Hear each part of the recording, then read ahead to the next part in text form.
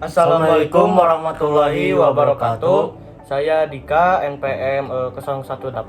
Saya Al-Fatir, NPM 021. Jadi gini, orang tuh keinget dik tentang kasus binomo yang dulu pernah kejadian. Binomo yang orang tahu sih tentang Indra Kents doang sih paling. Oh iya, tentang kasus Indra Kents soal pencucian uang di binomo. Emang mana tahu tentang apa soal si Indra Kents? Jadi gini, Indra Kents itu diduga sebagai afiliator dari binomo yang mempromosikan melalui media sosialnya. Namun setelah dilakukan pemeriksaan pada 24 Februari 2022, penyidik telah menetapkan bahwa Indra Kents sebagai tersangka. Indra Kents mengatakan bahwa dirinya telah bergabung dengan aplikasi binomo sejak tahun 2018 dan aktif membuat konten di YouTube sejak tahun 2019. Tapi orang nggak tahu sih sebenarnya Indra Kents itu terjerat kasus apa. Menurut mana kasus apa? Jadi si Indra Kents itu melakukan pencucian uang dengan hukuman penjara 10 tahun dan denda sebanyak 5 miliar. Pencucian uang merugikan sektor keuangan dan dapat memperlambat pertumbuhan ekonomi, mengurangi pendapatan pajak dan mengganggu distribusi pendapatan. Tapi kan kalau ada hukuman gitu pasti ada orang-orang yang melapor dong. Kalau cerita orang-orang melapor itu awalnya gimana? Nah, awalnya terdapat 8 orang pengguna aplikasi binomo yang melapor ke Bareskrim Polri pada 3 Februari tahun 2022. Saat itu, para korban mengaku merugi sebanyak 22,4 miliar dari aplikasi binomo. Dugaan tindak pidananya yaitu adalah perjudian online, berita bohong yang merugikan konsumen dengan transaksi elektronik, penipuan, dan pencucian uang. Nah, cara Indra Kents meraup keuntungan adalah dengan cara memperlihatkan dia bermain aplikasi binomo yang diduga sudah dimanipulasi sehingga selalu terlihat menguntungkan. Kemudian orang-orang itu tergiur dan mulai mengunduh aplikasi tersebut dan mendaftar untuk bisa mengikuti aplikasi opsi binari. Baik langsung. Namun ulang di orang.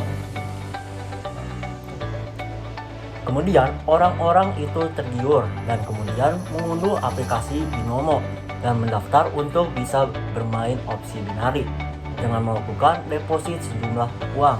Namun bukannya untung, tetapi mereka malah buntung. Oke, tapi kalau proses-proses kan udah ada nih yang lapor, tapi proses-proses Indra buat ditangkapnya gimana? Nah, awalnya itu Bareskrim memanggil Indra Kents untuk diperiksa.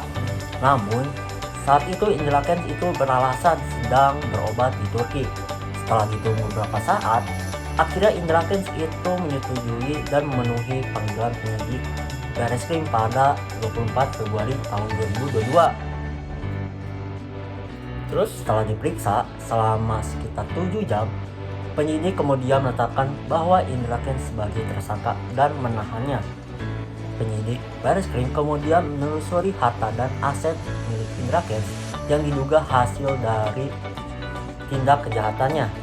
Saat itu penyidik menyita aset senilai 57,2 miliar milik Indra Kents. Kalau berarti orang kira tuh dulu tuh dia jualan kelas buat apalah. Tapi ternyata dia itu ngelakuin penipuan juga. Tapi kayaknya kalau orang pikir sih dia itu udah terkena jeratan pasal berlapis sih, yaitu pasal 45 ayat 1 Jangto UU 19 tahun 2016 tentang informasi dan transaksi elektronik, terus pasal 378 KUHP tentang tindak pidana penipuan, terus UU nomor 8 tahun 2010 tentang pemberantasan tindak pidana pencucian uang, tapi yang dengan ancamannya juga 20 tahun penjara sih. Kira-kira upaya orang sebagai mahasiswa atau pelajar apa ya? Banyak sih, tapi orang bakal nyebutin sedikit lah. Yang pertama nih, kita tuh pasti harus selalu belajar sama memenuhi kesadaran bahwa itu misal kalau mau investasi, itu harus dalam keadaan sadar sama tahu investasi itu tuh investasi tentang apa.